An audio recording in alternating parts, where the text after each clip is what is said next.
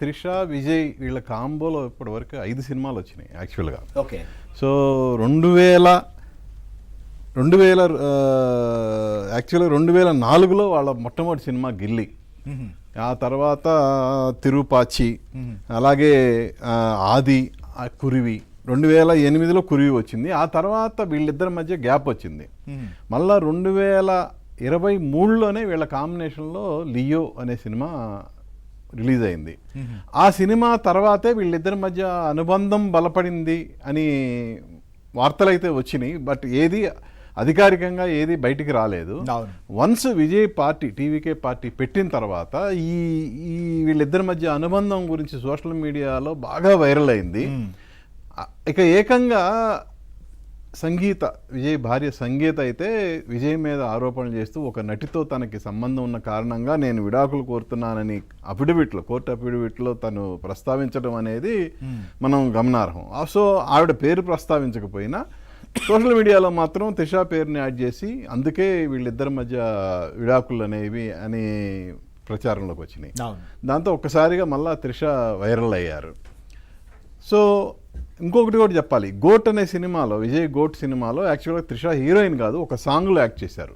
విజయ్తో ఉన్న అనుబంధం కారణంగానే ఆవిడ సాంగ్లో యాక్ట్ చేశారు అనేది కూడా ప్రచారం జరిగింది. సో అంటే జనరల్గా పాలిటిక్స్ అంటేనే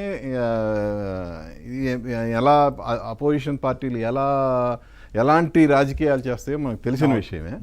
so Vijay once party announce చేసి రాజకీయాల్లో రాగానే చాలా విధంగా, అంటే ఒక విధంగా జననాయకన్ అనే సినిమాని రిలీజ్ కాకుండా ఆపడం దగ్గర నుంచి చాలా జరిగినాయి. సో ఒక విధంగా చెప్పాలంటే ఇప్పుడు కరూరులో జరిగిన సంఘటన తర్వాత అతన్ని ఆల్ కార్నర్స్లో కార్నర్ చేయటం, ఇవన్నీ గమనించినప్పుడు అంటే విజయ్కి ఎందుకు ఇంత మెజారిటీ వచ్చింది అంటే ప్రభుత్వం ఫామ్ చేసే అన్ని సీట్లు రాకపోయినా దగ్గరగా వచ్చి ఆగాడు. డెఫినెట్లీ తమిళనాడు ప్రజలు విజయ్ను కోరుకున్నారు. టీవీకేనే అధికారంలోకి రావాలని చెప్పి కోరుకుని వేశారు. సరే 10 సీట్ల దగ్గర ఆగుండొచ్చేమో, కానీ అది పెద్ద విషయంగా చాలా మంది మద్దతు ఇచ్చేదానికి ముందుకు వస్తారు. మనకి అన్ని సర్వేల్లో ఒక యాక్సిస్ సర్వే తప్ప మిగతా అన్ని సర్వేలు విజయ్కి సింగిల్ డిజిట్కే పరిమితం అవుతాడు అనే విషయాన్ని హైలైట్ చేసినాయి. అవును. బట్ ఎందుకు ఇంత మెజారిటీ వచ్చిందంటే ఒక విధంగా చెప్పాలంటే ఈ విజయ్ని ఇలా కార్నర్ చేయటం అనేదే తమిళ ప్రజలకి నచ్చలేదేమో. అలాగే చాలా మంది యంగర్ జనరేషన్కి ఈసారి ఓటింగ్కి అర్హత లభించింది. దాంతో యూత్ మొత్తం పోటెత్తి విజయ్కి ఓటేయటం వల్లనే ఇలా 108 సీట్లు అయినా గెలవటం జరిగిందనేది అనాలిసిస్ చెప్తున్నమాట. సో వన్స్ ఎప్పుడైతే ఫలితాలు మే 4వ తారీఖున ఫలితాలు వెలువడ్డప్పుడు విజయ్కి వచ్చిన ఈ మెజారిటీ చూసి చాలా మంది అసలు అర్థం కాల ఎవరికి. అవును, అసలు సినిమా రంగానికి సంబంధించిన వాళ్ళైతే చాలా మంది నటులు కూడా ఎక్స్పెక్ట్ చేయలే. అప్పుడు దాకా బయటికి రావడానికి, లేకపోతే విజయ్తో సపోర్ట్గా మాట్లాడడానికి ఆలోచించినటువంటి వాళ్ళు నటులు కూడా కొంతమంది విజువల్ వేసి మరి శుభాకాంక్షలు తెలిపారు. అంటే ఇంకోటి చాలా మంది చాలా రకాలుగా రియాక్ట్ అయ్యారు. అందులో త్రిష సంబంధించిన విషయంలో కొంతమంది రియాక్ట్ అయ్యారు. వాళ్ళు అసలు ఎవరు ఎలా రియాక్ట్ అయ్యారు అంటే మీకు యాక్చువల్గా ఫస్ట్ ఒక ఫలితాలు స్టార్ట్ అయిన తర్వాత విజయ్ లీడింగ్లో ఉన్నారు అన్నప్పుడు ఫస్ట్ స్పందించిన స్టార్ ఎవరంటే నాని విజయ్కి శుభాకాంక్షలు చెబుతూ మొన్న మన దగ్గర జరిగింది, ఇప్పుడు ఇక్కడ జరుగుతుంది అన్నాడు. మన ఇంట్లో జరిగింది, పొరుగింట్లో ఇప్పుడు జరుగుతుంది అని. ఇక ఆ తర్వాత నిఖిల్, ఇక చాలా మంది చిరంజీవి గారి దగ్గర నుంచి అందరూ స్పందించారు. టాలీవుడ్ నుంచి ఎస్పెషల్లీ ఈవినింగ్ వరకు. అంటే మీరు గమనించండి, బట్ తమిళనాడులో ఏ స్టార్స్ ఈవినింగ్ వరకు ఎవరు స్పందించలేదు. అంటే కంప్లీట్ ఫలితాలు వచ్చేదాకా వెయిట్ చేశారు వాళ్ళు.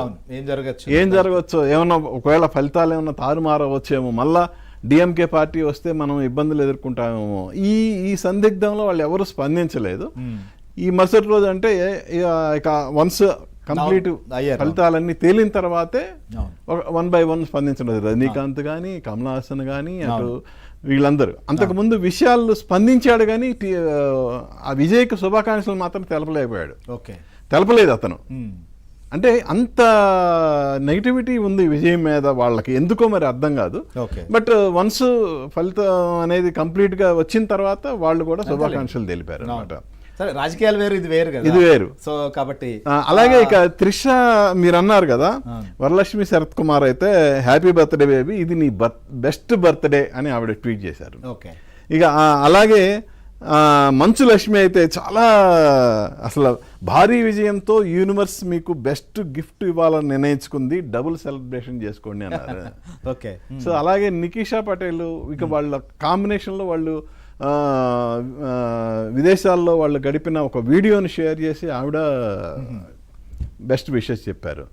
సో మీరు అన్నట్టు రాధికా శరత్ కుమార్ కూడా ట్వీట్ చేశారు. ఇక సో వన్స్ ఇక బర్త్డే సందర్భంగా తిరుమలలో దర్శనం చేసుకున్న త్రిష నేరుగా విజయ్ ఇంటికి. అది యాదృచ్ఛికం. ఇప్పుడు మే 4వ తేదీన ఎన్నికల ఫలితాలు అనేది దేశవ్యాప్తంగా అన్ని రాష్ట్రాలకి అదే రోజున త్రిష గారి బర్త్డే. సో ఆమె శ్రీవారి దర్శనానికి వెళ్ళింది, దర్శనానికి పోయి ఆమె వచ్చింది. సో దాన్ని కూడా సో దర్శనంకి వెళ్ళిన పూజలు సరే ఓకే, ఆమె భక్తురాలు ఆమె దర్శనానికి వెళ్ళింది వచ్చింది. సో దాన్ని దర్శనం చేసి స్వామివారి దర్శనం చేసుకొని బయటకు వచ్చినప్పుడు మన తెలుగు మీడియా వాళ్ళు కూడా ఆవిడకి విషెస్ చెప్పినప్పుడు కంగ్రాట్స్ చెప్తూ అక్కడ పార్టీ గెలిచింది అన్నప్పుడు ఆమె ఫేస్ లో ఆ గ్లో గానీ ఆ చిరునవ్వుతో ఆవిడ స్పందించిన తీరు కూడా సోషల్ మీడియాలో హైలైట్ అయింది. ఇక దాంతో పాటు ఆవిడ ఆ విజయ్తో కలిసి డాన్స్ చేసిన వీడియోలు ఒకటేంటి అసలు కంప్లీట్ సోషల్ మీడియా మొత్తం విజయ్ త్రిష అలా త్రిష అనే ఒక్కసారిగా వైరల్ అయిపోయారు. ఇంకో కొంతమంది అయితే ఎంజిఆర్ జయలలిత అలాగే విజయ్ త్రిష ఇలా ఈ కంపారిజన్స్ మరీ అడ్వాన్స్ లేండి ఆ విషయాల్ని అంటే అసలు ఆడ ఉన్నది ఘోరంత అయితే దాన్ని కొండంత చేసి సోషల్ మీడియా అనేది ఇక ఇవాళ రేపు సోషల్ మీడియాలో ఎలా ఉంటుందని మనకు తెలియదు. ఫోటోలు వేసేసి అటు ఎంజి రామచంద్రన్, తర్వాత జయలలితది, తర్వాత ఇటు విజయ్ది, త్రిషాది వేసి ఎవరికి నచ్చినట్టు వాళ్ళు పోస్టులు చేశారు, దానికి చేశారు. మొత్తానికి అయితే వీళ్ళిద్దరు ట్రెండ్కి వచ్చారు. అసలు ఈ పరిణామాల నేపథ్యంలో అసలు విజయ్ సంబంధించి కావచ్చు లేదా విజయ్ ఫ్యామిలీలో అసలు ఆమె అసలు ఎందుకు డైవర్స్కి వెళ్ళాల్సినటువంటి పరిస్థితి వచ్చింది. ఎందుకంటే విజయ్ పిల్లలు కూడా పెద్దవాళ్ళు అయ్యారు. వాళ్ళ కొడుకు సినిమా డైరెక్టర్గా సినిమా చేస్తున్నారు. సో ఆ మెచ్యూరిటీ కలిగినటువంటి పరిస్థితులు ఉన్నాయి. అలాంటి నేపథ్యంలో ఈ పరిస్థితి ఎందుకు వచ్చింది అనేది కూడా చాలామంది డిస్కస్ చేసుకుంటున్నారు. సిరి ఏంటి అసలుకి? సో ప్రస్తుతం విజయ్ గెలుపు పైన ఒక చర్చ, ఒక సంచలనం, ఆయన సృష్టించిన దళపతి విజయాన్ని ఎంత సెలబ్రేట్ చేసుకుంటున్నారో ఆ తర్వాత నెక్స్ట్ వచ్చే తలకే విజయ్ త్రిష సబ్జెక్ట్ డిస్కషన్ కావచ్చు, ఇవన్నీ జరుగుతున్నాయి. అసలు వాళ్ళ ఫ్యామిలీ కోర్టులో కూడా ప్రస్తుతం కేసు ఉంది. సో దీనికి సంబంధించినటువంటి అప్డేట్ ఏంటి అసలుకి?